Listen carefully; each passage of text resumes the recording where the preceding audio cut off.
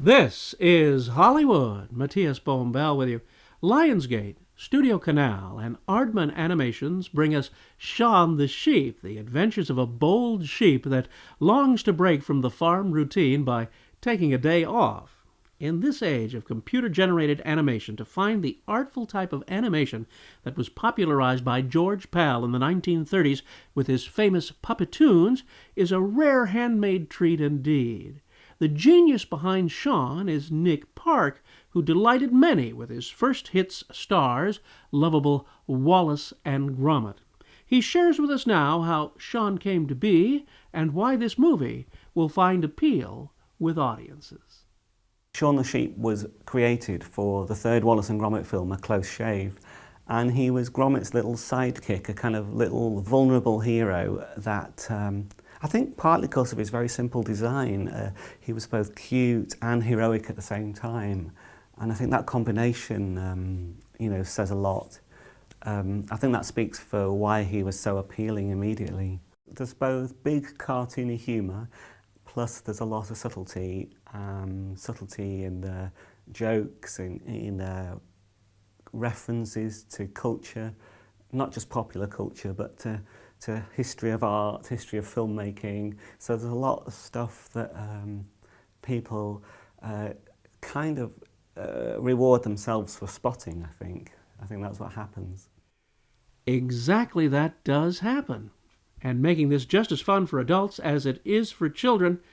And detail-rich it is, too. So much so, I may have to return a few times to try and catch it all. Unfortunately, we don't have specific clips from the film to share, but we do have the images and sounds from the theatrical preview, so let's share some of those moments with you right now. Shaun the Sheep hatches a plot to go to town by having his fellow sheep lure their master to sleep in order to escape. But the farmer's dog gets wise to their plan and, trying to stop them, inadvertently sets adventure in motion.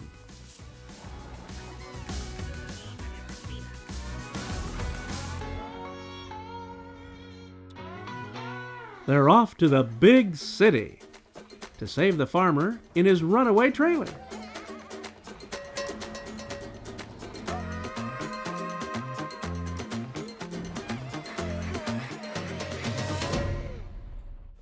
There, they encounter Trumper, the sadistic animal control man, evil personified. They devise a plan.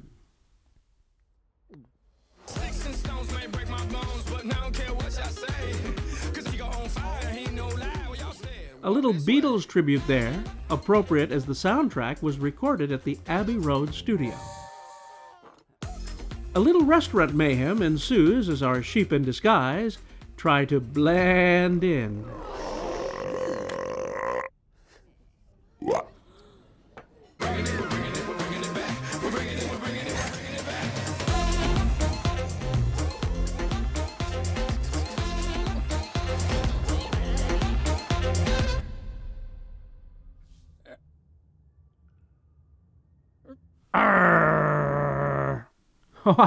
I'm not really a mad dog, at least I don't think I am.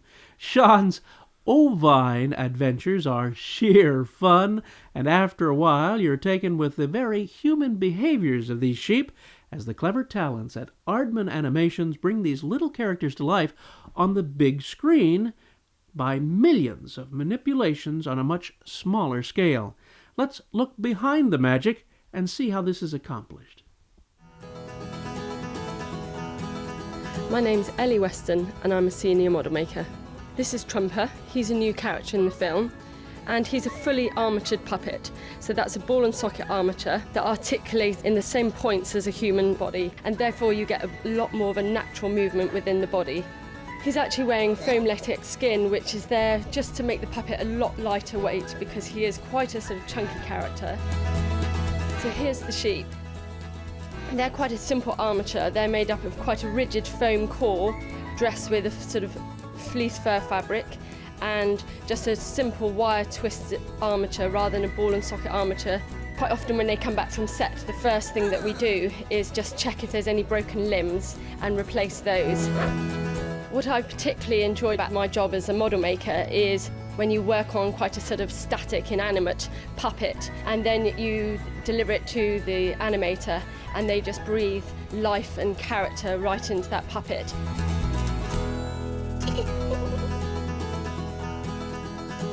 My name's Andy Simonowski, and I'm an animator on the Shaun the Sheep movie. I started animating Shaun when we did the first series. Now he's become a real superstar, so I need to get a lot more emotion out of him. And of course, being a feature film on the bigger screen, we're going into a lot more detail. So when we get the puppet from model making, we bring him into the unit. We'll set him up in front of the camera, working with the director of photography and the set dressers. And then we work on the monitor to make sure the framing's correct. Then we can start the animation. And what the animators want to try and do from here is give him the character that we see on the screen and bring him to life. Shaun's just a great character to work with. He's fun. You can be animating emotional scenes one day, and then the next day you've got an all singing, all dancing kind of shot. So the movie from that point of view has got everything you'd want to animate in it. The countless hours that result in just 85 minutes of screen time. Although Nick Park has created this wonderful world, the writer-directors of this production are Mark Burton and Richard Starzak. This is a clever and delightful way to spend some time at the movies, and you may have the inclination after seeing it, as I do, to return again to catch the many details that you might have missed. Now, this is one of those movies that you're going to want to stay all the way till the final rating code appears on the screen, because there are nice little treasures through the credit crawl and even at the end of the credit crawl. So stay all the way to the rating code on this one for extra pleasure with this wonderful picture. The Motion Picture Association of America has given this a PG rating. This is your pal, Matías Bombal, bidding you a fond farewell.